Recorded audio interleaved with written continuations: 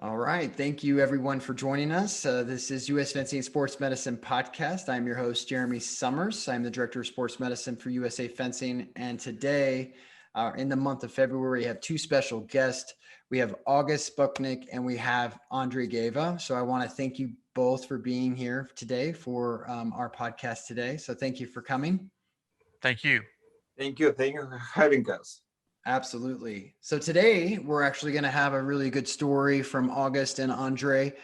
This is the month of February 2021, and it is February is Heart Health Month. And so we have a story for you that we want to share with you guys. So August, I'm going to start it off with you right off the bat. I know that you've been in fencing since the 80s. And you've been fencing in the fencing world and realm, going in and out of competition with injuries here and there. And I was informed by USA Fencing and Andre that you guys had an incident that I want you guys to share with us today. So I believe it was on November 17th, 2020. And I want you to just take us through your day and give us a little bit of an account of what happened during that day for you. Absolutely. Thank you, Jeremy. Well, I will start off by saying I was at the right place at the right time. I mean, I had 1 in 14 chance of surviving that day. I didn't know it when I woke up. I have no background or knowledge beforehand that there was something this severe. I had my knee replaced last February. Before my knee replacement, I was actually in the hospital. They looked at my heart and they said everything's fine with my heart. They actually told my wife that I had two small spots, but everything's fine. We're going to make sure medication. I've been taking the medication. After my knee replacement, I started training, working out with Andre, and getting in better shape, trying to take care of myself. That day, I actually woke up normally, went to work. I work in construction, so I walk probably 6, 7, 10, 12 miles during the day, walking from device to device, supervising, getting things together. So I had a full day. Uh, Worked till about 5 p.m., ate a quick dinner that night, then head to the club. Got to the club approximately 7 o'clock, maybe 10 minutes here or there. And at the club, I don't have to go out and take lessons up front anymore. I do once a week, but they let us go out and we do bouting, 15 touch bouts. There, I think I had 7 15 touch bouts from 7 to 750. I don't sit around a whole lot. I do a lot of fencing. Like I said, I had no precursor that there was anything that was going to happen at 750. I fenced all the veterans in my group, and at 7:48 or so, one of the junior ladies actually said, "Do you want to fence?" And I had gotten on strip. We're fencing about, and at about, I think it was 7:51. I've actually seen it on camera. I step back and I pick my mask up and I fall back, and that would be the last thing. And I don't even really remember that because they give you drugs in the hospital over those couple of days. But that's the last thing that I was actually conscious at that point because I fell backwards. Within 15 seconds, I saw it on the camera, and with that video's actually going to be included. Dorian next to me had responded. One of the coaches had responded and started CPR or working on me to see, hey, everybody looked at me because I normally don't fall down. I'm not laying out on my back, out on my back, not moving. And Dorian responded. Another coach, Carlos, responded. His daughter responded. Another national fencer, Francesca Bassa, responded. They moved like clockwork to begin CPR, defibrillator, everything to recover me. From what I was told, my heart stopped several times. I have hereditary. I have the two of the arteries in my heart, the front and the back. Before, when they had looked at me a year ago, they were okay. I had 95% blockage on both those two. That I had a cardiac arrest, is what I was told. My next thing I remember was waking up in the hospital, being with my wife beside me, saying, I had a cardiac arrest, and The doctors were wonderful. They have put in a defibrillator and a pacemaker here. They knew that I was a fencer. They said not a problem with fencing again. I've not started fencing again. I'm about to start fencing again. I've been training biking.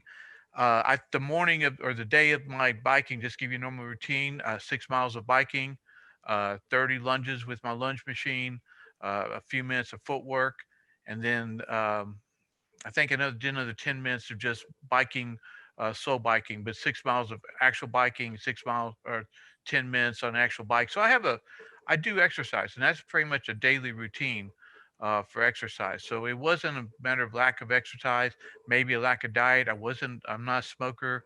I'm not a heavy drinker. I do social drinking, but I do have hereditary. It's about the same exact time as my dad had a major heart attack. And did your Um, dad, and sorry to interrupt you, did your dad pass or did? No, he had a defibrillator put in. He lived another 10 years. Now, he was also much more of a heavy drinker. I mean, a heavy drinker, and that's something I've avoided. And he did not have the active lifestyle I have in terms of working out, training, athletics. But it is almost. It was his 59, his 60th birthday. My 60th birthday would be the 23rd, so of Oh, February. So I'm not that far away. right. So I'm right in that range. August, I really appreciate you sharing that with us. Andre, I want to ask you a question about your account of the incident and how your team responded.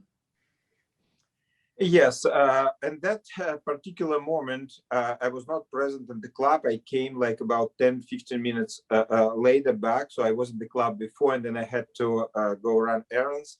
But my coaches and staff, remained there still. So what happened is, as soon August fall down on the floor, one of my coaches, Dorian Jimenez, he responded right away. You can see it on the video. He said that first he thought, because August was kind of on the side, and he thought maybe it's like seizures, and he experienced. So they took mask off, they put his head on the side, but then they didn't find any signs of breathing or heartbeat. And from that point, they understood that they have to start a CPR, and they started immediately as they were trained. And then we had another call. And now the ambulance arrived about 9 minutes, after we called them. So 9 minutes for one person to do CPR, as you imagine, is very, very hard. And so we had another coach, Carlos Santa Maria, who was, and another fencer, actually, a junior fencers. Three of them were alternate doing non-stop CPR, while our senior fencer, Francesca Bassa, she called immediately ambulance, and not only called, I mean, the other coach also, Natalie Doster, she organized everybody at the club. For example, she sent some fencers just to the next block to flag, for the ambulance to drive, because so we had fencers, on the street next to the club, standing there and flagging, for the ambulance and fire truck. And then other fencers were setting up like space, basically everyone at the club who was present was doing something what they're supposed to do, And the important thing was that when the ambulance arrived, I don't believe like it very much happens, to them that this incident happens at the fencing facility. So they were not familiar with the fact that, we have metal strips. And this was essential, actually, I think also for August survivors and other fencers, because they were about to apply those AED, electrocute him. But then Louis, actually, another fencer, point out, they said, guys, don't do this.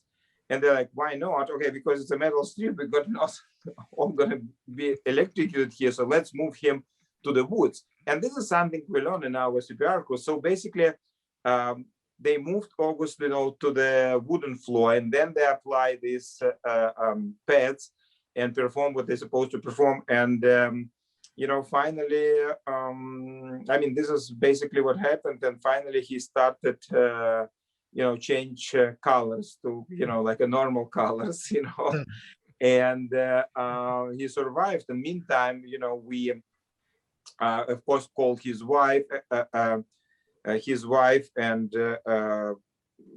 told her where the hospital is. So what we've learned from that incident, that it's a few important things. First, no matter what, I mean, you have to, as soon as possible, start doing CPR and non-stop, like 2-3 people non-stop, even if because August, I'm sorry, August, but according to what we saw there, you didn't look good, and then it was literally dead, and then, but the good thing is that coaches didn't stop, that nobody gave up, saying, okay, he's dead, okay, let's just stop, So it's very important consistency, that they can continued CPR. And then the other thing we learned is that it's very important to have this AED, like equipment at the club, even if it's costly, but we have it in the club. And in a minute, I can show, I think it will be pretty useful for you guys to see it. Can you see me? Yes. Yeah. So basically, it's very important to have it at the club, and not only have it, but on working condition. Just believe it or not, just like a few weeks, 3 weeks before the incident, I checked the batteries, and the batteries was out. So I put new batteries, into that CPR equipment. Let me show you. I just want to show you how it looks. Okay, so you can see, like, for example, you see here we have this machine, as you can see, right? And we have this equipment here, and you see the batteries of that. So I just keep it off. I keep it off so it doesn't discharge. When we need it, you can put it on, you see, and it's working, right? And we have like first aid kit, and we also have like shocking first aid, adult CPR, like all this, like a corner, what you're doing, right? Perfect. So I have a couple questions for you, Andrey. Yes. No, that's amazing. And the other thing, I'm sorry, James, the other thing, what is important, we learned that since this happened in the fencing floor, we have fencing strips, it's very important to notify the personnel, the ambulance, that they have to perform it, like on the wooden floor, not on the fencing strip. Yeah. Wow, that's a really, really good information. I'm glad that you shared that with us. I have a couple questions for you as far as, how long has your team been CPR certified, and how long have you had this AED in your club? Yeah, we do it every once in 2 seasons, so like every 2 years. We run for all my coaches' staff. It's not only coaches. We do it every other September, I think. Yeah. So we invite a certified CPR instructor and all our coaches and person, even the office manager, whoever is in the club, they have to do it. Yeah. So they pass, and I pay for this. I pay for everybody. It's just part of our services. And how long have you, what year did you guys start implementing this? Oh, pretty much. I think we started, I believe about 6-8 years ago. 6-8 years ago. Yes. Awesome. And what made you think of, I need to have this in my club? What was the sparking moment that you were like, maybe I should be doing this? Few events. First of all, we always, since we had like a first aid kit always here, and then we run a lot of camps, and injury happens. So once injury happens, every other injury, we learn something from it, and then we move forward. For example, we always have like in our freezer, we always have like ice, for if somebody twists the ankle, and whatever. We have a lot of band-aids. We have a lot. And then about actually I don't remember what tricked. I mean, it was just our additional services for the club. And also, I think what happened in that time that with USFA, at some point, it was like kind of, it was advised like, guys, you have to pass like this facility CPR instructor. I don't remember what it was, but I thought, yeah, it's a good idea. Let's do it like on regular basis. And from that point, we start doing this. And also, we even paid more attention to this matter because about that time, about like maybe 5 years, 6 years ago, what happened is that in another club in Houston, the similar incident happened, and the veteran fencer fell down and he didn't survive. And I remember I thought to myself, you know, I really don't want this to happen in my club, you know, and we have to be prepared. We have to do everything possible, you know, to get better response. Excellent. Man, Thank you, Andre. Thank you. I mean, I'm survival because God had me in the right place, and God had me with the most trained and professional club in the area. So that was great. No, yeah, that's a really good story. I appreciate you both coming on and sharing that with us. August, give me I have one last question with you before we give some of the listeners some information about how they can get their club involved in being prepared for something like this. And I want to know, how's it going now? And what does your outlook prognosis look like? What did the doctors say? Oh, I've lived a regular life right now. I've not started fencing yet. Really just because with COVID and everything in the area, I'm supposed to be signed up for the vaccine. And then after the vaccine, I'll be rolling out fencing. I'm going to wear a plastic vest just for protection because I have a defibrillator right here on the left side. Looks like the side of Zippo lighter, but I live normal, and praise God because they were doing CPR on me. When you look on the video, they were working on me immediately. So my mind, I've not lost anything whatsoever in my mind. I'm biking now. I need to start exercising more, but I'm working my way into that. For the first month, I could not. They did not, because I had wires going into my heart for the defibrillator. They didn't want me to lift my arm up like that. But now they told me from the beginning that I was going to be back 100%. They said that with everything that the club did, with everything Andre had trained them and to do, that it was like almost like it didn't happen. Now, I do have 2 stents put in, so there isn't blockage anymore. Part of the blockage was hereditary because it was basically my arteries are not straight; they're very, very, very curved. But I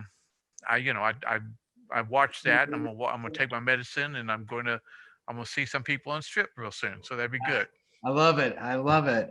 Well, I thank you guys so much for sharing your story. I think that watching, when the audience gets to see this, seeing it with the actual video will give this a little bit of impact. I think your story is amazing. And Andre, I can't commend you and your staff enough at Houston Fencing Alliance there on what you guys have done. And, giving August a second chance is always amazing. So I really appreciate it. So for our listeners, the American Heart Association, as well as the Red Cross, American Red Cross offer CPR, and you can look into your local communities where you can get CPR for your clubs. That information will be in the description below for you guys, how to get your club involved. And lastly, the USA Fencing is looking into and going to be a vendor for AEDs for all membership. So if you're looking to buy one, you can get them through the US Fencing membership department. So I want to thank you guys again for being here. It was really good to meet you, August. I look forward to seeing you on the strips, and hopefully we have a Veteran World Championships in 2021. More than likely I may be there. So to support you guys. So Andre, thank you. August, thank you. Thank you very much. Yeah, I really appreciate it. You guys have a wonderful day. Thank you very much, Jeremy. Thank you, Jeremy.